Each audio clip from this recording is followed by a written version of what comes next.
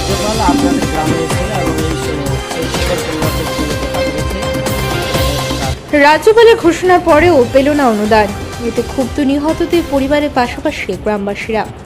উল্লেখ্য, ফেব্রুয়ারি মাসে 12 তারিখে উত্তর দিনাজপুর জেলার চোপড়া ব্লকের চেতনাগঞ্জ এলাকায় ভারত বাংলাদেশ সীমান্তের নালায় মাটি চাপা পড়ে 4 শিশুর মর্মান্তিক মৃত্যুর ঘটনায় রাজ্য রাজনীতি তোলপাড় হয়ে উঠেছিল। অভিযোগ, বিএসএফ এর খোড়া নালায় মাটি চাপা পড়ে 4 শিশুর মর্মান্তিক মৃত্যু ঘটনা ঘটেছিল। বিএসএফ এর বিরুদ্ধে অভিযোগ তুলে আন্দোলন নামে তৃণমূল কংগ্রেসে। অন্যদিকে ঘটনার পরেই রাজ্য সরকারের পক্ষ থেকে নিহত 4 শিশু পরিবারকে 2 লক্ষ টাকা করে ক্ষতিপূরণ দেওয়া হয়। পাশাপাশি দলের পক্ষ থেকে আরও 3 লক্ষ টাকা করে মোট 5 লক্ষ টাকা ক্ষতিপূরণ পায় নিহত 4 শিশু পরিবার। অন্যদিকে বিএসএফ এর বিরুদ্ধে অভিযোগ তুলে টানা 7 দিন আন্দোলন চলার পরে শেষমেশ 20 ফেব্রুয়ারি চেতনাগঞ্জ গ্রামে আসেন রাজ্যপাল সিবি আনন্দ বোস। ঘটনাস্থল পরিদর্শন করার পাশাপাশি নিহত 4 শিশু পরিবারের সদস্যদের সাথে দেখা করে কথা বলেন রাজ্যপাল।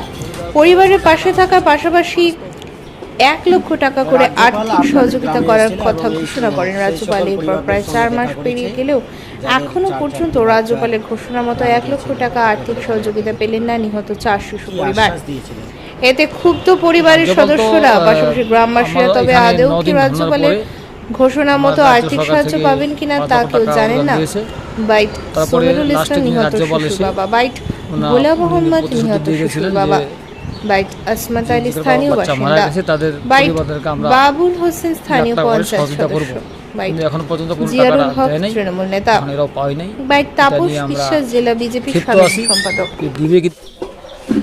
রাজ্যপাল আপনাদের গ্রামে এসেছিল এবং সেই সকল পরিবারদের সঙ্গে দেখা করেছে যাদের 4টি বাচ্চার প্রাণ গিয়েছিল।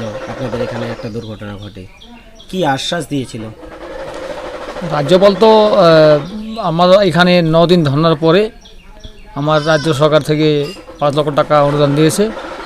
তারপরে লাস্টের দিনে রাজ্যপাল এসে উনি প্রতিশ্রুতি দিয়ে গেছিলেন যে যে বাচ্চা মারা গেছে তাদের পরিবারদেরকে আমরা 1 লাখ টাকা করে সহযোগিতা করব।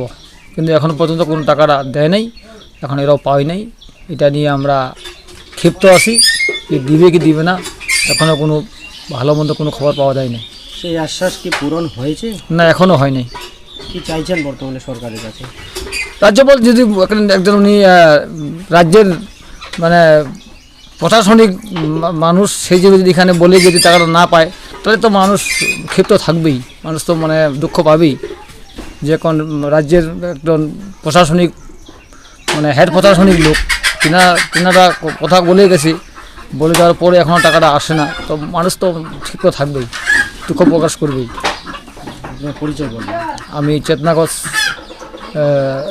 মেম্বার, চেতনাগঞ্জ 37 নম্বর বুথের মেম্বার সংসদের। কি নাম আপনার? আমি বাবুল হোসেন।